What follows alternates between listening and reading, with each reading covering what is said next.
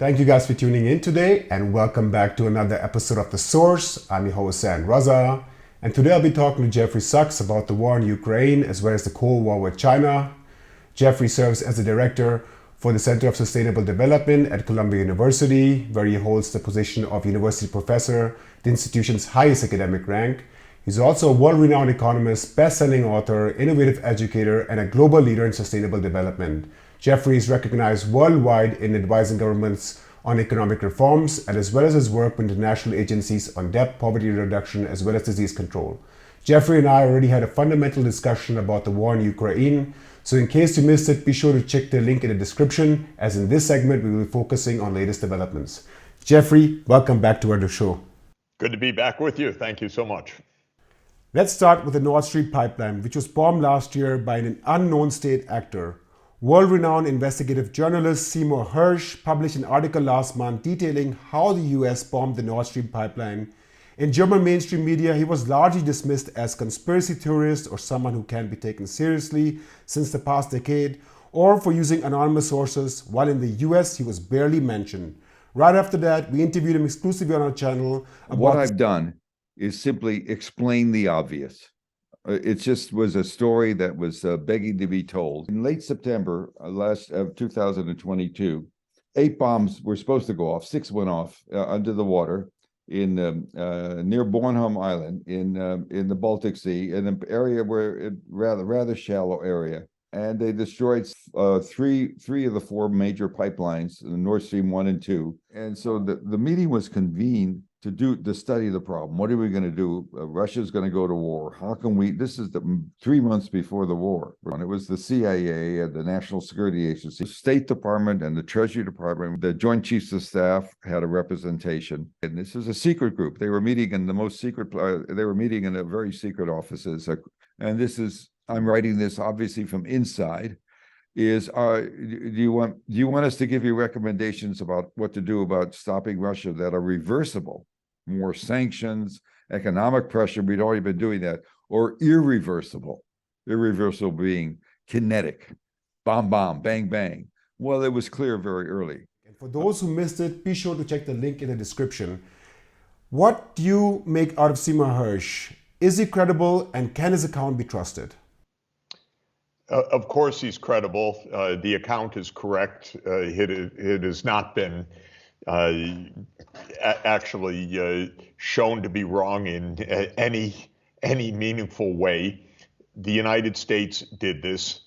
The German government should explain to the German people what's going on, period. This is not even a mystery. The United States announced it would do it. The United States celebrated when it happened. Victoria Nuland, who is the point person of the U.S. neoconservatives, said that the administration is delighted that Nord Stream 2 is a hunk of metal at the bottom of the sea. There are only 2 or 3 countries that could have done this. I don't think Germany did this. I doubt it, but if the German government did it, they should tell us. I don't think that Sweden or Denmark did it. It's in their exclusive economic waters. The United States did it, warned it, celebrated it, and anyone who understands U.S. politics at all knows that for many years this was an absolute cause of the right wing to stop this pipeline.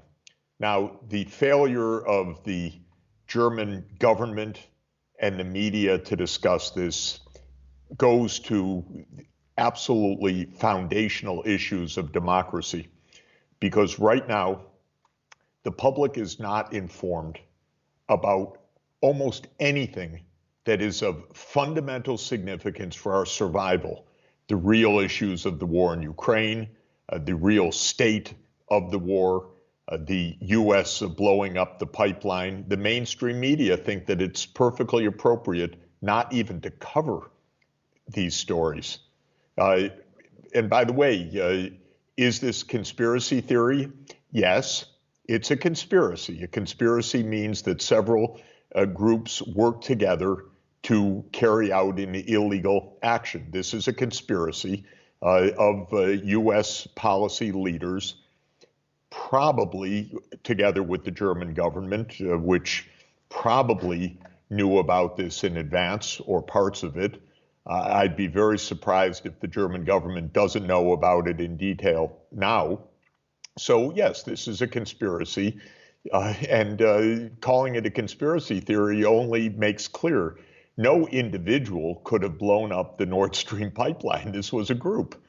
This was a very hard thing to do. It's 70 meters below sea level. It was delayed detonation. If anybody knows about Nord Stream, it's encased in a massive amount of concrete. This was a big operation. So a conspiracy? Absolutely, yes. At the end of February, you held a speech at the United Nations Security Council and stressed the need for an independent investigation into who bombed the Nord Stream pipeline. How have major countries such as the United States, Germany, the UK, Russia, and China responded to this call? And what do you think the international consensus will be if it ever turns out via whistleblower independent investigation that it was the US? Well, the Western countries don't want to talk about facts, investigation at all. The Russian government asked for an investigation, an independent UN Security Council-led investigation, not a Russian investigation. The Chinese government supported Russia in this, and the United States said, this is a distraction. From what? I'm not sure, because it's a pretty central issue to blow up a major piece of infrastructure in international waters. It's not a distraction, it's a major issue of threat to the peace, which is the job of the UN Security Council. So the Western governments right now believe that the public does not need to know, and in fact should not know, basic facts right now, even as we head towards World War III. This is not acceptable. Maybe I'm wrong. Investigate it. You know? But the United States says, no, don't investigate it. That's a distraction. Well, I think it's a distraction most likely from US culpability. But to not investigate? What kind of attitude is that?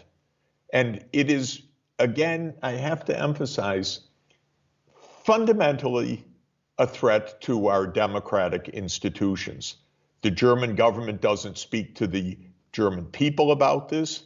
The Bundestag can't get information.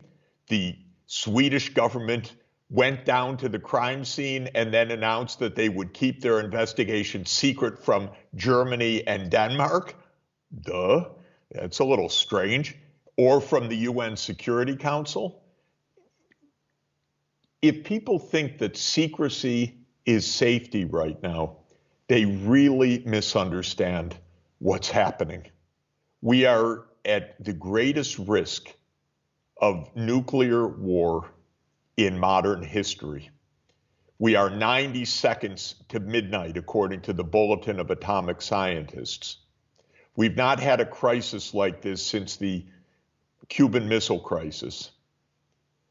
And our governments don't talk to the people like grown-ups. It's propaganda and spin morning till night. Let us now look into recent developments surrounding Ukraine. The last time I interviewed you, debate on battle tanks was still ongoing.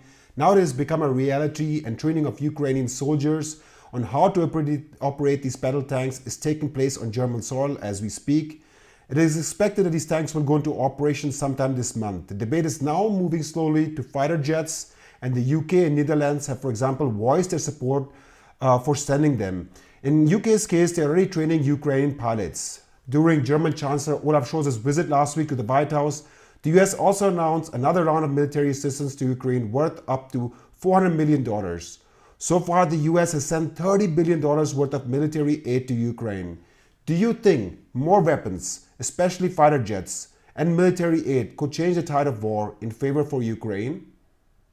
Look, there's a bottom line, which is that Russia has 1,600 nuclear warheads, and if Russia were threatened with defeat, for example, losing Crimea, it would likely use them. So the idea of the goals of the war, the tide of war, what we're trying to do, it makes no sense at all. I don't want Zelensky to get us all killed.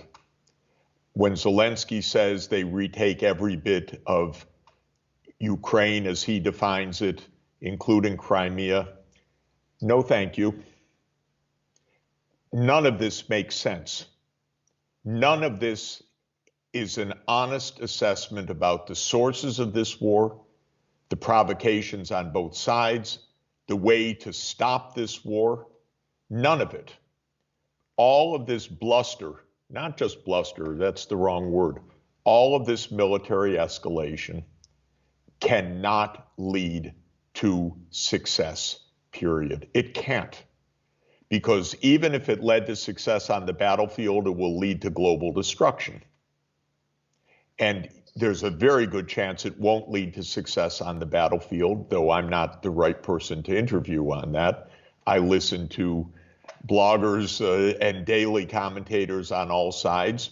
Maybe Russia's going to make significant advances in the next weeks. That's what many people say. I don't know. So I can't really judge. But what I can tell you is what we are doing makes no fundamental sense at all. To have a war that threatens nuclear annihilation so that NATO can expand is beyond reckless. To not have negotiations right now, after more than a year, to know, though the media, the mainstream media in Germany and the United States don't cover it, that the negotiations came close to success last March until the United States stopped them is incredible. Did anybody investigate that carefully in the mainstream media? Not at all. Naftali Bennett committed what we call, quote unquote, a gaffe, meaning a politician that accidentally speaks the truth. He said in his interview that they were close to an agreement. He was acting as a mediator in March 2022, and the United States blocked it. And then he said that he thought it was a mistake, but that maybe it was important for the US to stand up to China. Mind you, this is also another trope in Washington right now. I don't know if people in Berlin hear it, but this is not even a war about Ukraine. Who cares about Ukraine? Mitt Romney says this is to show China. And he says it's great, this war, no US bloodshed. This is what's really going on. And so I don't know what these weapons are going to do, except we can be sure that they will kill people. And if they are successful, quote unquote, on the ground, they will bring us closer to nuclear war. And people should understand the US motivations. The US motivations is to be number one in the world, and that's the beginning and the end of it. And if that means war with Russia, that's war with Russia. If that means war with China, that's war with China. That's what Germany has signed on to unconditionally without asking a question. You mentioned China in negotiations. On the anniversary of the Russian invasion of Ukraine, China proposed a 12-point peace plan to end the war in Ukraine. The German media were quick to denounce this plan by stating that it supports Russia's position and interests and does not respect Ukraine's territorial integrity. How do you view this peace plan? Can China be trusted, especially since the West considers China not to be a neutral actor and suspects it of supporting Russia's war with weapons? No matter what is said, Baerbock and her colleagues will denounce any talk of peace. Victoria Nuland and her colleagues will denounce any talk of peace. The British, by the way, are the most irresponsible. They have nothing to add, but they love war because they still think they're the British Empire, I'm sorry to say. So they're the most violent of all, and they have nothing to add to this story. So this is denunciations because the neocons are afraid that somebody will talk about peace. What China didn't say anything about territorial settlements. It said to negotiate. What China said was to respect the security interests of all sides. Horror, horror. You know what it means? It means that China knows that NATO enlargement is a threat to Russia, as it is, by the way, in part because the United States is expanding NATO to Asia. China sees it in its own neighborhood. Why does NATO, a North Atlantic treaty organization, invite East Asian leaders now? Why does Jens Stoltenberg, the Secretary General of NATO, say NATO must shift to China? Well, when China talks about the legitimate security interests of both sides, that's actually right. It's in all of our security interests, by the way, that NATO stop enlarging, because it's bringing us to the brink of the Third World War. The positions that are usually made against diplomacy, most notably by our German Foreign Minister Annalena Baerbock or German Chancellor Olaf Scholz, and I'm quoting Olaf Scholz here, wanting peace does not mean submitting to a bigger neighbor. If Ukraine stops defending itself, it will not mean peace, but the end of Ukraine, end quote. How would you respond to this argument? Negotiating isn't submitting yourself. Negotiating is negotiating. Shame on confusing negotiating with submission. Who's talking about submission? We're talking about negotiating. We're talking about negotiating issues like NATO enlargement. Is that submission? No, that's common sense. You keep the two sides away. And Chancellor Scholz should go brush off the German archives about all the German promises made to Mikhail Gorbachev in 1990 about NATO not moving 1 inch eastward. Well, Chancellor Scholz is responsible for those commitments too. Let's have negotiations. Let's have discussion. I'm not talking about submission. The idea that negotiations are the same as submission is truly one of the most confused misrepresentations of our time. President John F. Kennedy said it exactly right in his inaugural address in 1961, January 20th. Let us never negotiate out of fear, but let us never fear to negotiate. Why is Chancellor Scholz fearful of negotiating? I don't understand. You go and you discuss, but you discuss like grown-ups. You don't just send tanks or aircraft or threats of escalation. You sit down and negotiate. Now, Chancellor Scholz has said he would continue to talk to Putin. Why doesn't he tell his colleague, Joe Biden, you talk to Putin too? We've been at this for more than a year, and Biden hasn't picked up the phone one time. There hasn't been one meeting between the two. When the opportunity was broached by the Indonesians, the United States rejected it around the G20 last year. The U.S. is fearful of negotiating because maybe some truths would come out in the negotiating. Maybe some of the provocations would come out in the negotiating. Maybe the U.S. role in the overthrow of the Ukrainian government in 2014 would come out. Maybe the failures of Germany to enforce the Minsk II agreement that it was responsible for as co-guarantor would come out. Maybe there would be some truths that would be discussed at the negotiating table, but they are afraid to negotiate. And to equate peace with submission or negotiation with submission is a blatant falsehood.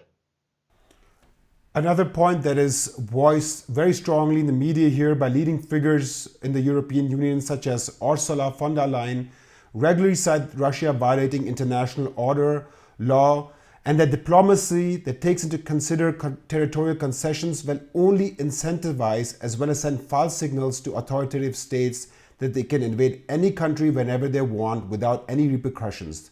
Therefore, they usually state, no decision can be made without Ukraine's consent. How do you respond to this argument? Well, Ukraine should understand that to save itself, it should not be the cannon fodder for the U.S. to try to show China how big and strong the U.S. is. The Ukrainians, first and foremost, should read Mitt Romney's op-ed piece. How wonderful this war is. At a small cost and without any U.S. blood, we get to show how big and strong we are. The Ukrainians are the losers in this. Ursula von der Leyen isn't defending Ukraine in this. She's defending the United States in this. The U.S. is using Ukraine. It's not defending Ukraine, it's using Ukraine. It gets to weaken Russia without any loss of U.S. blood. Read Mitt Romney, Senator Romney, very clear. He's explaining to the American people what a great deal this is. We get this war, it doesn't cost us very much, no U.S. blood. So let's defend Ukraine. Let's stop defending U.S. neoconservatism. Let's stop defending U.S. hegemony. Let's defend Ukraine and let's defend peace. Germany has shifted its position on many issues recently and sided with the United States. We saw a U-turn with Ukraine, for example, where Germany was initially skeptical about Ukraine's membership into NATO before the war started. Now there's a split also between how to approach China. While the US is starting to impose bans on Chinese trade, Germany is being hesitant as China is one of its biggest trading partners. Goods worth around 298 billion euros were traded between Germany and China in 2022 alone. In your assessment, should Germany also draw a red line in case China decides to support Russia militarily? Germany should understand what's going on right now. What's going on right now is that the U.S. political class thinks that the real issue in the world is U.S. hegemony or dominance. That's what Germany's buying into right now. We could perfectly get along with China, perfectly, if we stop the militarism, if we respect the one China policy, if we have normal trade rather than trying to bust China's economy. The U.S. has been engaging in unilateral, hostile actions to break China's economy for years now. Does anybody watch this in Germany? Does anybody understand what's really going on? I don't know. Maybe not. Maybe the media are just completely sucking their thumbs and absolutely brain dead. I don't know what's going on in German media. But the German people should understand what this is about. Is Germany's role to defend U.S. hegemony? That's the bottom line. I don't think so. I think Germany's role is to defend Germany's security, European security, and that comes through peace. That comes through coexistence. Are we going to wish China away like the media and the hardliners want to wish Russia away? We're just going to close our eyes, wish 3 times, and China won't be there anymore? People need to understand what this is about. And what this is about is the U.S. leaders, these neocons, can't get it through their head that the U.S. can't run the world anymore. But Germany can't figure that out enough to keep its economy going, enough to say don't blow up our pipeline, enough to say we have a major trading partner with China. I don't know. Maybe the media don't explain anything. But if people would look, they'd understand what this is about and what's really in Germany's interest and what isn't in Germany's interest. Russian President Vladimir Putin, in his annual State of Nation address, announced the suspension of the Strategic Arms Reduction Treaty, also known as START, that aimed to cap the number of strategic nuclear warheads that the United States and Russia could deploy. Why do you think Russia is endangering the security of the globe by doing away one of the most important treaties signed in human history? They said that they don't want inspections right now because they are at war with the United States. They said that they would abide by the treaty, but that they don't want inspections under the treaty. So this was a very specific thing involved with the war. But there's a more general point on nuclear arms, and that is the United States broke the diplomacy towards nuclear arms control by unilaterally abandoning the Anti-Ballistic Missile Treaty in 2002, which is one of the provocations that put us on this path to war, and on other treaties as well, the Intermediate Nuclear Force Agreement. So this is terribly dangerous. And war is terribly dangerous between the US and Russia because it's the two largest nuclear weapons countries, more than 1,600 deployed nuclear weapons on each side. And that's why the Bulletin of Atomic Scientists has said that we are 90 seconds to midnight, not just because they felt like it, but because they're analyzing and trying to communicate with the public. Did the German mainstream media cover that story? I doubt it. But this is what's going on. And when we look at the background to this, we can see that the obstacle to peace and coexistence is the drive for US hegemony. And by the way, this is, if you follow it, it's all in the open. People should read, as distasteful as it is, Robert Kagan's book, The Jungle Grows Back. Because Kagan believes that all progress in the world is due to the US leadership. Well, it's worse than a cartoon. But Kagan happens to be the husband of Victoria Nuland, who's the point person for all of this. This is the neocon text. People should read it to understand what's going on. Is this really Germany's vocation to support this simple-minded, extraordinarily dangerous point of view?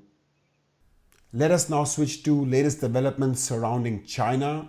Many analysts say that we are already in a Cold War with China. We had the recent balloon incident over the US, which the US shot down and claimed was a surveillance device, while the Chinese claimed it was a meteorological one. The US, on the other hand, is expanding its presence in South China Sea by establishing 4 military bases in the Philippines. Both countries also hold regular military exercises amid rising tensions with China. US and Japan officials have also stated that they will expand their military cooperation, including improving Japan's missile strike capabilities, as well as improving the US's marine capability in Okinawa. In your view, is US protecting democracy and freedom in the region and enforcing international order? Or is there another agenda play here that we do not hear in the political and media discourse? What the US is doing in East Asia is what the US did in Ukraine. And it's going to lead to the same kind of war. Now, of course, to understand that, you have to follow events. Clearly, the media won't tell you. But the media didn't tell us about the overthrow of Yanukovych. The media didn't tell us of what Victoria Nuland was doing. It took a Russian intercept of her phone. And people should listen to it, even till today. Because who was engaged in the overthrow of Yanukovych? It was Victoria Nuland speaking on the phone, not only with the US ambassador to Ukraine, Jeffrey Sachs, but talking about her conversations with none other than Jake Sullivan and Joe Biden. So it was the three of them back in February 2014.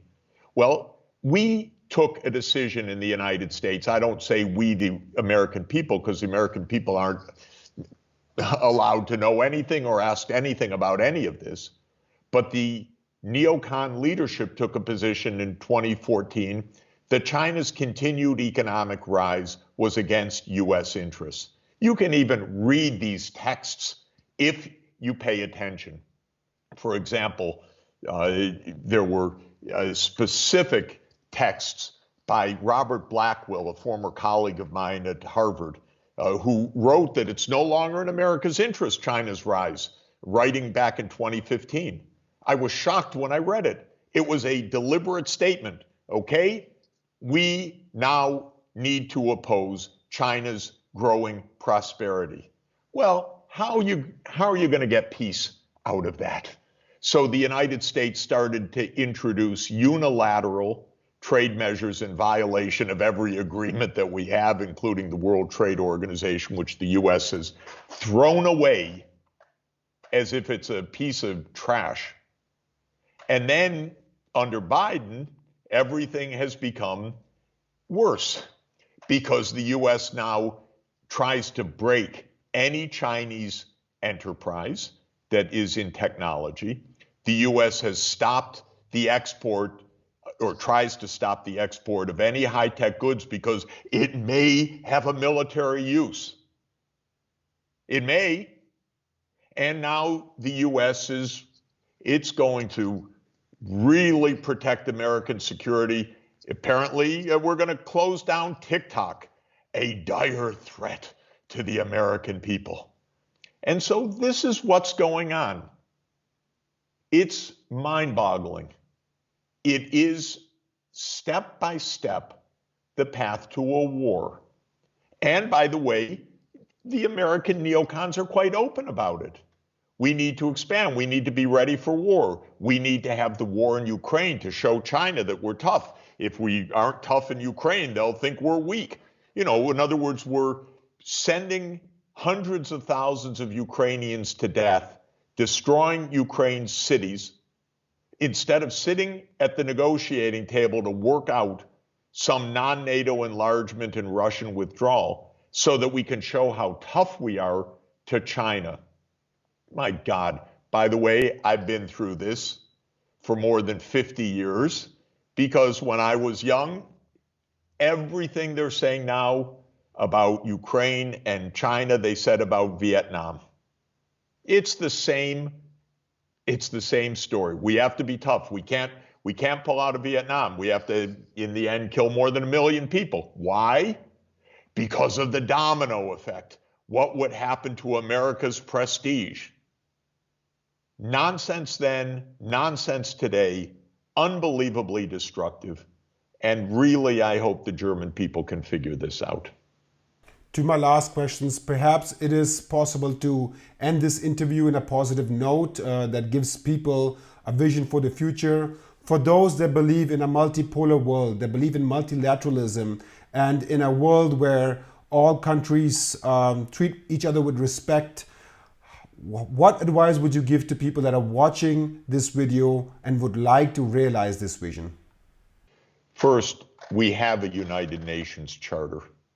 We should tell the UN Security Council, which, yes, includes Russia and includes China and includes the US and includes Britain and France, you go into the room, we lock the door, just like the Vatican locks the door on the cardinals at the conclave, and you come out when there's white smoke above the 38th floor, meaning that you figured out a way to peace. We have a UN. Let's use the UN. That's the purpose of the United Nations Security Council. Not sound bites, not pointing fingers, but getting down to the work of peace. That's the first thing.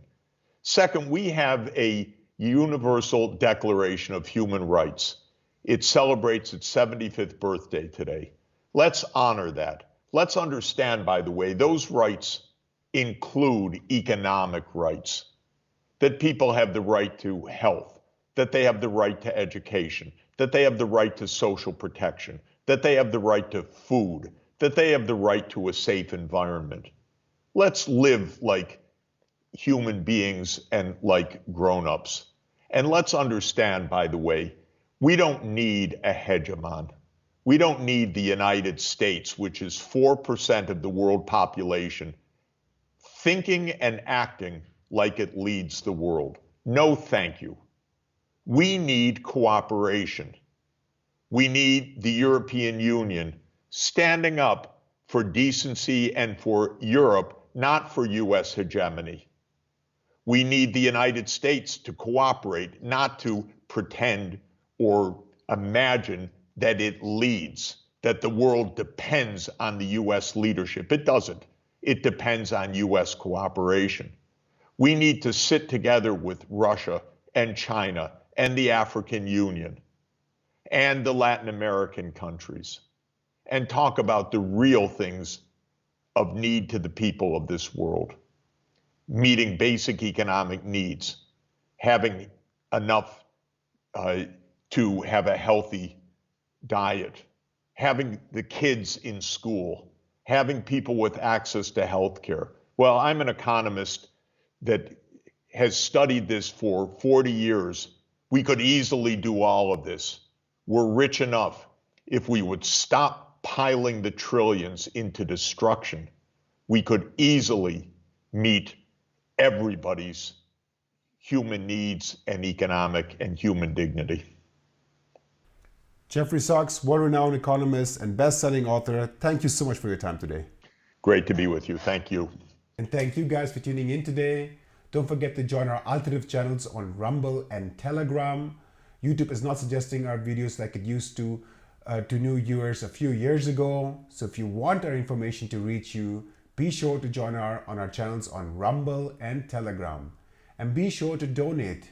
Please take into consideration that there's a whole team working behind the scenes, from providing camera, light, audio, and in the case of our German videos, translation, voiceover, correction.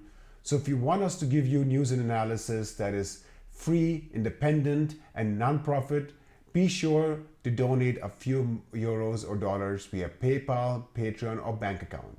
I'm your host, Sam Raza. See you guys next time.